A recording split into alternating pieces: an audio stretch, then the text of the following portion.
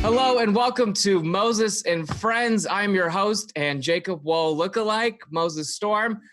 We are live in the chat. If you guys want to comment along, I've been getting Jacob Wohl a lot. I don't personally see it. I do see that I would be maybe in his gang of like the guy that's like, yeah, boss, get him. But we have a great show today, so I'm gonna make it tight, keep it loose, because I had to fake an FBI raid in like 10 minutes. The first guest I want to bring on is a friend of mine that we haven't done this before, but she's got a new book out that I want to talk to her about. Please welcome Mandee Johnson. Mandee. And she's on just like that. Thank you for being here. Thanks for having me. For people who don't know you, you're a successful comedy producer in Los Angeles. You host really one of the best indie shows that there is, or just show period. And you've recently put out a book called Super Serious, an oral history of Los Angeles independent stand-up comedy. Here's the book right here. And you sort of capture this time in LA stand-up in the indie scene from your show mixed with portraits. Did I get that right? Yeah, you did great. Sounds like a thing. You did great. Yeah. Very upset I didn't book the cover. You know, the publishers picked the cover, truly. Yeah. They sent me a handful, and that one just felt fitting. It was very silly. Was it something that you always wanted to do, is to put out a book, or was it just like, well, I have all this stuff and I mean, this has to go somewhere? I mean, I think every photographer on some level always wants to put out a book. You know, eventually, the portrait series definitely didn't start out to be a book. It didn't start out to be as big as it is now. But as it kind of grew bigger and bigger around like year 6 of the show, people started asking me if I was going to do a book. And then it kind of took another couple years to find a book agent and sell it and do all the things. So. I definitely did not know it was going to be a book. Had I known it would been a book, I probably would have chose a different face. Because you would tell people to do one of two things before the show would start. You'd be like, hey, take a silly one, and then we'll do a serious one to go along with the show that you also super serious. So there's some great photos in here. There's some beloved people in here. Our own Conan O'Brien makes an appearance in the book. He does. It's very studious, very fun. Nicole Byer, great friend. People have some very funny, whimsical shots here. Look at this. Even Anthony Jeselnik is showing off his slapstick. Mm-hmm. Then we get to the sad white man page that I find myself on. My Depression era photo. You know, you're being very serious. You're taking the serious prompt seriously, Moses, and I appreciate that. Took it very serious. My whole family just died of cholera in the famine. Even Matt Bronner, known goof. Yeah, you guys are buttoned up and serious. You're doing it correct. Yeah, I think you nailed it. I feel great. Even known curmudgeon, Neil Brennan, looks a little bit happier than me. Yeah, he turned those slightly. You guys did a nice proper head on, you know? And yeah, I like it. Took the note too well. It's really cool because what I really liked about the book, I mean, part of it is like you're nostalgic just to see your friends in comedy because we're all locked down right now. But there's great interviews in here. A lot of comedians that people would know are in this book. And it's really cool for us to have because it's the closest thing that we have to a yearbook. Yeah, it's very fun. I mean, I didn't think we were going to be in a pandemic when we scheduled the time the book was going to come out. We were trying to time it closer just to the 10 year of the show, which didn't happen because of the pandemic. But yeah, it's been nice, I think, to have it during this time where we all can be together and we could have a little bit of pre-pandemic comedy, memorialized in history forever. So that's fun. So, a little sad way to put it, but but yeah, I get it. It was really nice to read through it and to see friends in the book and just kind of remind of us this time that we really love and that, hey, it's still out there eventually. So it did make it a little easier that one day in quarantine. Like, oh yeah, these are all the people in here. Was there any interview in the book that surprised you of someone that maybe do the show that you didn't think was going to do the show or talk to you for the book? No, I think pretty much everyone did chat with me. I really loved Karen Kilgariff's interview. I thought her interview was really great because I think her time kind of in and out of the scene when she took a break when she was for work stuff, she has a different perspective on the value of it. I also think that kind of having the range of veteran comedians like Andy Kindler and Karen, who've been around since like the 80s, to younger comics like you were interviewed for the book, who've been around LA for less time than that, kind of, it's nice to show like the expansiveness of the scene and how it kind of like ebbs and flows to fit however many comedians need it to fit. And it kind of morphs around what comedy needs. So it was an interesting thing to learn about as I interviewed people. It's really cool. And I would highly recommend the book, not just because I'm in it, in that it does exactly what you said, and that it mixes those two things, where it's seasoned comics with very new people. It's the same thing you did with your live shows, where I could go up with people that I grew up watching and have to follow them. And it's the same thing with the book, of people that are, just new to comedy, like, we're in a book now. I'm technically a comedian. Yeah, it's the best representation of independent comedy is that in big cities where those comedians live, everybody still has to work on material. And the best place to do it a lot of times is independent shows, because there's just more of them than the clubs. And those audiences are more patient because they pay less money and more into seeing the process a lot of times. So that's great. I think you captured a really great thing in the book. Yeah. Super serious, an oral history of Los Angeles independent comedy. Mandee, thank you so much for being here and for making us a yearbook officially. Thanks for having me, Moses. It's good to see you. Thanks, Mandee. Bye. Bye. That's Mandee Johnson. Grab the book. My next guest, you know him from Space Force on Netflix, Mandalorian, BoJack Horseman. Please welcome my very funny friend, Asif Ali. Asif, thank you for being here. Oh man. You know what, Moses? This is exactly what I was hoping for. To meet you in this setting. I finally get to see the inside of where you live, and you didn't disappoint, man. You didn't disappoint. You have the Saudi orb that Trump and those guys put their hands on. I'm really pumped about it. I'm also in the book. You're in the book. Let's see. Did you do something fun for the book, or you look sad? No, you look so fun. Sad. Just a sad guy with some. So you just did exactly your DMV photo for that. But you know how you were on the white page. I got the brown section here. You got the brown section. Yeah. And, give Hassan the full page. Give him the full page. I mean, he deserves it. He is an icon. And I love that they picked the worst for someone that is constantly lauded on his perfect hair. It was no a comparison. This book is a takedown to Hassan It's Minhaj. a full takedown. About his hair, and the one time he didn't get a fade up, we got the sides going wild. It's a roast. How are you doing? Because it feels like you've stayed busy because you do a lot of voiceover work. You have an incredible voice. I've been getting into the voice game. I'm doing this show called Devil May Care for Sci-Fi that will be out whenever they're done editing that. I did like a thing on the Star Trek Lower Decks. And what if I just continued doing that for 45 minutes? Yeah, you really could. The amount of things you're on, you start listing commercials you're on. As you sink lower and lower into your chair. In high school, I ran the 8-minute mile. Yeah, absolutely. Definitely. Keep going. But I've been doing voiceover. That's been fun. You're doing voiceover work. It seems like you got a really great job before the shutdown. Mm-hmm. You're on the Mandalorian. I did the Mandalorian. That was a great gig. It was so expensive, and you and I will usually do like an indie thing, right? Or like most normal television show, right? Like even like Sunnyside, it's just a TV show, and it's indie like, show, yeah. You get it's a TV show. Cal Penn had a couple of GoPros, and then you go on a show, and you're like, oh. If this is the whole company, this isn't just like if this doesn't do well or whatever, we'll be fine. There's always pilot season. And then there's shows where it's like, this is the fourth quarter. We have merchandise. We have a whole, $100 million ad campaign.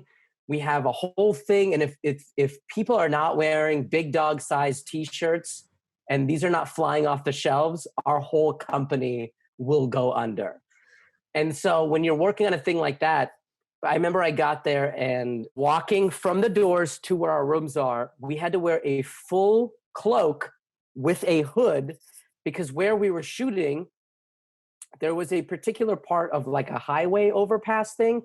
And the lady was saying that people were camping out, like they were getting dropped off. Like paparazzi were driving, being like, I'll jump out Grand Theft Auto style just to maybe get a long distance photo of someone's random outfit. And then some person who's so into Star Wars can sort of put together like, oh, that guy's hat and his shoes means that he might be from this planet, which might mean that the story could be about going from here, which might be that it blows the whole thing because they're insane about it. So everyone wants a piece. If you do anything that's Star Wars related, people want to know things, get the exclusive. There's whole websites that are just about getting the exclusive. So you had to wear a whole cape in the off chance that someone would be on a highway and then take a blurry photo of you and then piece together that you were one on this.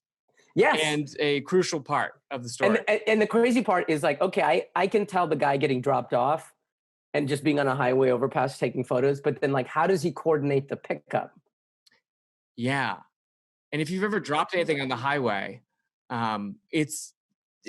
got to take another 80-minute lap. Yeah. It's a very tough thing. I'm like in the middle of doing a Marvel show. And so we shot 80% of that.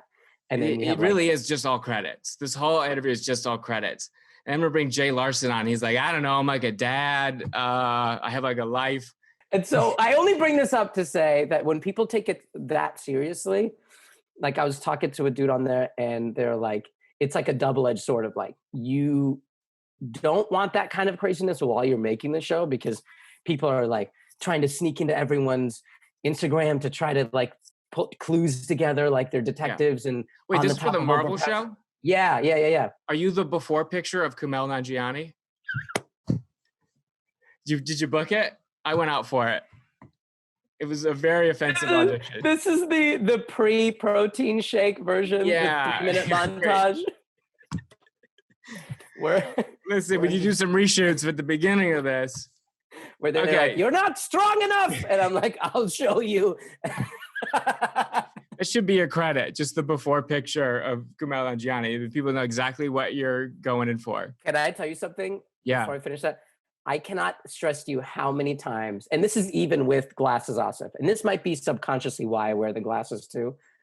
How many times people will come up to me, I guess in LA, it's like an LA thing, and be like, oh, you did a great job in the thing that I definitely wasn't in. Yes. And well, I've been at a show with you. I brought this up, not because me flaming racist, but I was at a show with you at Westwood, and they're like from Silicon Valley, and they brought you up thinking this was like year one, Silicon Valley. Okay, so please go. I was just trying to uncancel myself for a second. Later I was on Silicon Valley, but but this was year one. This is yeah. And this is what I've become now. I just agree. Just so you don't pull the ripcord. You don't say, oh no, it's actually not me, because it's like, yeah, if you're not going to do the work and you're going to have what I call white people blindness, they just like, brown glasses, done. All you have to do is be like, hey, did you work on that thing? That's truly all that you had to say. Give yourself an out. Don't be so sure. Even when I introduced your credits at the beginning, I was like, BoJack Horseman, everything said with rising intonation. I just feel like there is an agreement, though, amongst all people who get confused for the other person, where we're on our best behavior. We just say, yes, we're on our best behavior. And then we just... Doesn't this give you kind of license to be a huge dick? Like you could, if someone's like, oh, okay, yeah, this is obviously Cal Penn, then you're just like, yeah, man, working for the Obama administration was bullshit. The guy's a fake, man. He was totally going to pizza restaurants all the time. And then people are like, he's lost it. This gives you this freedom. Are you ever tempted to do what? that? If I was really evil, that would be the move, to take each and every other Indian actor in LA down. They'd be like, you worked in, you were in Lovebirds, right? And I go, yeah, but also I love white supremacy. When are we bringing that back? Make sure to tell your friends that I definitely said that. I met this guy, Moses Storm, on the set of Lovebirds. Great way to plug myself as being in that movie. And he opened my mind up about white people and that, you know, they're burning and they shouldn't be alive. They shouldn't be outside. And I really think they have a point. Anyway, I'm going to this rally. And honestly, you may not want to work with me in the future, but there's probably a guy out there with glasses that you should probably definitely book. It's so cool to see you getting these huge jobs because, I mean, you and I have come up exactly at the same time, I feel like, where we've been on sets that are just exactly like you're saying, these indie things where it's like a friend's favor. The budget is like a tangerine and some goldfish. We did a web series for Subway together. Oh my God. That's a real thing that no one can find the record of because they have pulled it because Jared from Subway made a little appearance. And this is before people understood branded content. So with a certain large streaming network that I won't name, where it was dipping their toes, and it was a Subway sponsored, very heavy-handed product placement / show sitcom that we all worked at a Subway. And you were brought in. I didn't know Jared made an appearance. Yeah, well, I was in it with him. This is the thing I've been trying to track down. So please, if anyone out there can find this, I can't tell you the amount of money I would pay. If there's got to be some record of it. Because there's not only you kept it on your reel. You kept it on your reel. Not the Jared part, but yeah, there is like he comes in, there's like a funny interaction. And I even talked to him about his life. I was like, so what's your life like? Like, what do you do? And he goes, it's pretty chill. I just do these corporate events and then nothing else. But there's actual video of me doing a behind the scenes thing. And I'm like, 21, trying to get it, like, just lucky to be there. And I say about Jared, it's like, it's so cool to see Jared because every Subway you go in, you see like a cardboard cutout of him, you know? And now he's on the set. He's essentially like the Brad Pitt of Subway. There's that pull quote from me. Oh my God. Can you imagine? People don't realize how many things like that you have to do to get one thing that you're okay with talking about in public. Have you done commercials in the lockdown? Because it's a little bit different process now. Can I tell you something really? So whenever they're doing commercials in home. Yes, you're 100% right. Have I done any of them? No. And part of the reason is because they're always like, yes, they want to shoot commercials and they want to shoot in your house. But if your house doesn't look like a set, they don't want to be involved with you. So I have a lot of people who are like, oh yeah, we worked with Austin before. He's great. Let's definitely bring him on. This is a commercial with DJ Khaled, whoever, right? Yeah. And your house has to match DJ Khaled's house. An impossible task. An impossible task. You don't have a jet ski. I don't have a jet ski. I don't have marble. And they're like, yeah, so DJ Khaled comes up and he goes, hey, cool. And you're supposed to be brushing your teeth. And I'm like, is he in my house or is it supposed to be like, is it supposed to look like his house? And they're like, I don't know, sort of like in between. And then you do the audition and they're like, great, that's super fun. Now can you give us a tour of your house? And then you take your camera and you're like, okay. And you're like showing them your house and you can kind of sense the deflated. Like your house is bombing, essentially. It's like you booked it, but the house didn't book it. Your sad apartment. They're like, oh, the wealth inequality gap is too large between you and DJ Khaled. I'm like, I like my place, but I can just feel it. I'm just like, well, I guess we're just gonna have to find somebody else because this guy is living in a tent, it seems. This will not work. Seems to be living under a freeway trying to capture photos of Star Wars in the off chance. Your apartment does look like Edward Norton's place before he blows it up in Fight Club. The same rug where it's like, I'm a corporate machine. I have a zigzag rug. Everything from the IKEA catalog. I eat noodles there every night, and I just want to change my life. I just want to punch myself in the face. It is a great out for us, though. If you don't book something, it's like, they didn't like the place, you know? Dude, I'm going to keep using it, even when we can audition in person again. They could smell me. They could sense the zigzag carpet. They had it out for me. They knew I had laid on that carpet, panicking about this audition. This was so great talking to you. I just missed talking to you and seeing you around. Likewise, dude. Maybe I'll just show up outside your window one of these days. please do. And I'm like, what? Hassan Minaj? It's great to see it. So it's Mandalorian. People obviously know about that. Marvel project is coming out. Bunch of voiceover work. Devil May Care will be on NBC Sci-Fi sometime in the new year. Very excited about it. And then Subway is doing some fantastic branded content that you have to check out. And please find this for us because we need to do a whole show about the behind the scenes of this. Asif Ali, everyone. Good seeing you, buddy. Bye. Bye-bye. He's in the book. My next guest is also in this book. This is going to be the thread through the whole thing. Look at this. Oh, I thought you were reading this book. Please welcome Jay Larson. Jay, how are you? I'm great. I didn't know if Asif was done dropping any more credits. You know what I mean?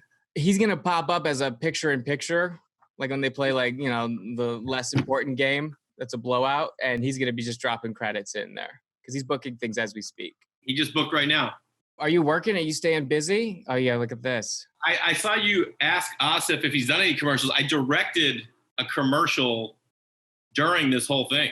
Yeah, and then just for future reference, if you could take all of your questions based off of Asif's credits, it's going to help us do a great thread for the show.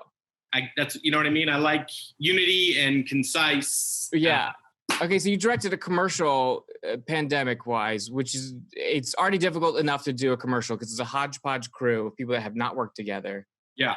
Are you doing this remotely or are you on set? No, we did on set. We did 2 days. One day on set in a church and then another day out at a golf course. Are you getting rapid tested before or are they just winging it? We got tested day before. We had someone on set. You got your temp checked 3 times throughout the day. Everyone's in mask, social distance, mask off for shooting. But you're in a mask the whole time. Yeah.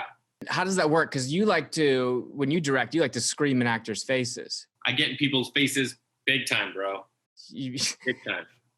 Welcome to the set. Have a breakfast so you're on your game. Don't eat my raisins. Get away from craft service. Kevin Nealon was our lead. And so I have such respect for Kevin Nealon, trying to give direction. I'd be like, hey, Kevin, what if we, and he's like, oh yeah, you're going to love this. You're going to love what I do here. And then everyone would just be laughing. And you're like, yeah, let's move on. I don't got to do anything. Yeah, it was great. Are you going to do more of those or was it such a weird experience? Or you're just like, let's just wait? Or you're like, let's work? I had no problem with it. I write on a show and I wrote and directed 5 sketches for the show during the pandemic as well. I think if everyone is just cautious and you're smart and you're safe, you're seeing commercials with people in masks. So clearly they're making content or shooting commercials during COVID. You know what I mean? Unless Jeep Grand Cherokee knew about this and they released the virus. I'm saying, dude. And they were ready. Are they behind it? Is this something Lee Iacocca, was ahead of the game on? I know that might be an old school reference for you and maybe some of the audience, but I'm educated and I'm informed. You know what I mean? Yeah, you're informed. Mm-hmm. It does change the relationship on set a little bit. It's a little less collaborative and that everyone's afraid of each other. And also the writing room can be weird. I've been in some writing rooms now where you don't know if your joke that you pitched bombed or it's Zoom bombed and it's just crashed. Yeah, or there was just a delay. What if it crushed, but the delay was so long you missed the entire response? Yeah, and then you already back out. Like if someone pitches a joke, it's like, oh yeah, so then he fills up the back of the truck with a bunch of toasters and then that falls. But I don't think we have the budget for that. So we'll move on. Yeah, well, we can riff on it, guys. Maybe later. Yeah, I'm in a writer's room. I have been the entire pandemic, and it's crazy. We have some people in Florida and some people in LA. So we were, working out times and just making it work. You just get so comfortable on Zoom, just being like, well, let's just make it work. You think moving forward, industry-wise, writer's room and even some sets will be a little bit more remote because we've proved that it can be done? I hope not. I hope that. Listen, I'm all about being safe, and we've been completely safe with our kids and groceries. I haven't eaten out anywhere, but I also believe that when we get control, it's like DJ Khaled, yeah. You know what I mean? Once we get control of this, that we should. Writers' room. You need to be next to people, with people, riffing, getting a sense for them, seeing them. That's there's it's such a part of the creative process that I think I hope maybe there will be some rooms that will I think we should use it as like an advantage to be able to be remote if someone needs to be. But otherwise, I think being in a room together like really benefits the writing.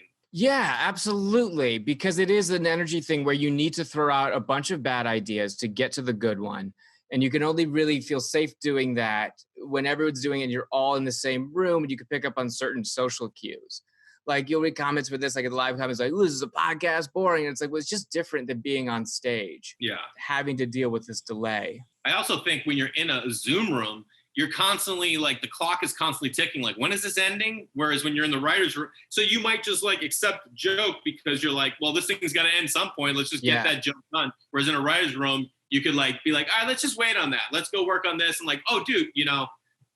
How are you handling it with kids? Are you homeschooling? You're supervising homeschooling? I'm not a big, I don't want my 6.5-year-old on 3 hours of Zoom call. So we de-enrolled them from school and set up our home as a homeschool. And then we hired a teacher that we like went through the COVID process with. So now she like every day 9 to 2 is with my kids, and like they do project-based learning, activities learning, they do field trips. You know, it's a lot more organic and a higher engagement level than Zoom.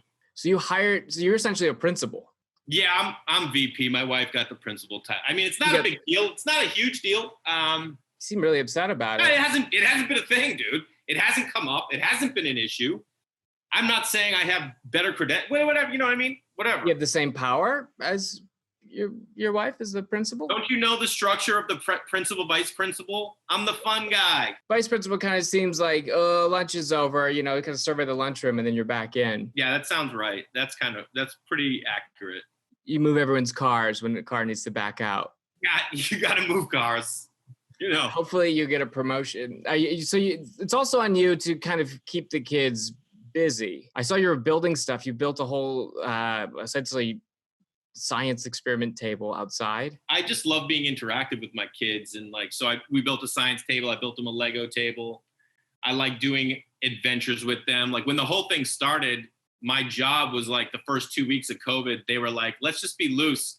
And the kids were out of school. So like I would take them on hikes and then find a picnic table and we'd like collect leaves and turn them into projects. I just like that idea of like constantly making learning a fun experience, you know? Yeah, it's a great time to be picking up leaves and anything you find in the street right now. Anything. Learning experience, you know? And then we're like, what is that bacteria? What better way to learn about COVID? Getting COVID. I think your kids are going to find the vaccine on one of your leaf trips, which is actually them just cleaning the yard. Listen, when you say leaf trip, it almost sounds like you're devaluing it. No, it sounds like I actually want to go on it. It sounds like you're a great dad, and talking to you makes me wish I had a great dad, because this sounds fun. It is fun, yeah. It is very fun. They're fun. They're wild kids, so they take to it. What else have you been doing to keep them busy? You've been showing them movies and No. Not at all. You know what I did is I've been doing like, we did this field trip to the beach. We went to the beach with like my buddy and his kids, but we've been watching Goonies. Are you a Goonies fan? I wasn't allowed to watch a lot of movies growing up. Like I thought Star Wars was the most boring movie because my parents had edited all the violent parts out. So it's just a movie where a bunch of people talking and then a brown bathrobe falls on the ground. Yeah, totally. Like, it sucks. But no, yeah. I've seen clips of it, but I haven't seen the entirety of the movie. Yeah, well, Goonies is, you know, it's Spielberg, dude. You're like, dude, this is Steven Spielberg. And we showed it to the kids and they fell in love with it. And, you know, there's a treasure hunt and there's a map they follow. So after we watched it, I took the kids to El Matador Beach, which has got like rocks and caves. And I made the night before a treasure map and made it look old and like, you know, put old writing on it and put like the rocks. I drew the rocks and put X marks the spots. We got to the beach, buried it in the sand by our mat. And then when my buddy got there, I went and took like a stick that was charred and put X's on the rocks where I had written them on the map. And then at lunch, I was just like, had my hand in the sand and I was like, oh, what's this? And I handed it to my son and he was just like, dude. And like the kids lost their minds. And then we went on the treasure hunt. We found the X's. I bought old coins or brought them and then hid them and the kids found them. And then it just turned into like their whole world was like, we got to find more treasure, Dad. We got to find it. We got to dig. And I was like, I looked at my buddy. I'm like, should we tell them like that this isn't real? And he's like, no, dude, let them go. I'm like, all right. So now they just like, they believe that One-Eye Willie from Goonies lived. So now they're just going to believe that every scenario is possible. You're going to be in your regular day life. They get on a bus and you're like, this is the bus from Speed. Don't let this bus stop. They think this is Baby Yoda for real, dude. Dad has the hookup with a very homemade version of Yoda. What if someone else found the coins on the beach? What if you accidentally blew someone else's mind? I had the coins on me. And then when we get to the X, when they wouldn't look, I would just go and I just drop it down. I'd be like, hey, what's that? And then they'd be like, you know. Dad's genius. So Burr, you know, Burr's a friend and Burr is in The Mandalorian. And the kids made a video and we sent it to Burr like, hey, you were so great in The Mandalorian. And then he sent them a message back and they were just like, now, like you'll see my son like talking to kids like on the playground or in the pool and he'll be like, have you seen the Mandalorian? And the kid would be like, yeah. And he's like, do you know episode 4? The guy, the bounty hunter. And I'm like, hey, just chill out, dude. You know what I mean? Like he's already dropping names. Name dropping. So your son is Asif Ali, and that's been a challenging experience. That's really cool that you have that hookup and that you can. So they think like Dad's cool. Dad is the guy. I think I'm pretty cool. I feel like you cook for your kids. Do you go all out, or you're like it's mac and cheese and oh, no, we go butter pasta? I do real plates, real glasses, forks. There's no separation anymore. No plastic plates. Kids little eat wine, salad fork, little vino. Come on, loosen it up. If they pairs well. They won't get drunk. It just pairs well. It opens their palate, man. You want them to try new stuff? Give them a little whiskey. Listen them up. It's for their palate. It's gonna be a more distinguished palate. I put rum on my daughter's gums when she was teething when she was real young. Yeah. I'll never forget it. Like just holding her here, dipping in and just be like rubbing it on her gums. And she was just like, oh yeah, this is pretty tight. I'm like, oh, nice. And then like she went to bed and like we had been having a problem getting her to go to bed. And I just crushed it with this Captain Morgan is what I gave her. And then I hear her crying like a half hour later and she had thrown up everywhere in the room. Yikes. Lightweight, dude. Yikes. So Yeah. this concludes our child services interview. We'll be following up with some forms. Wait, what do you mean? It's just We like think you're a great dad. We want you to write a book. I love it. Anything else that I skipped over? Talk sports. Anything you want to plug? What do you got coming up? What's this podcast if you want to check this out? Because you tell really great stories. It sounds like a dig. I stopped podcasting during this as well. But there's a bunch of episodes somewhere. Oh, yeah, I had one called The Through Line that's out there. You can check out the commercial I just shot for Callaway with Kevin Nealon. It's actually a short film. It's like an 8-minute short film, which you can check out. Callaway's posting if that's of interest to people. If you're into branded content. That's our whole audience. And then Through Line is the podcast. We just tell great stories on that. Yeah. Very nice. Just put some whiskey on your finger, put it in your mouth, listen to this podcast. Jay, thank you so much for helping us out and doing the show. You got it, man. Thanks for having me. Yeah, this was fun. All right, later, Moses. Later. All right, that's going to do it for us. Thank you guys so much for watching the show. A huge thank you to Jay Larson, Asif Ali, and all of his credits, and Mandee Johnson with, her new book, Super Serious. I think it's available now, so check that out. And we'll be back in 2 weeks. I'm Moses Storm. Thank you guys so much for joining us. Good night.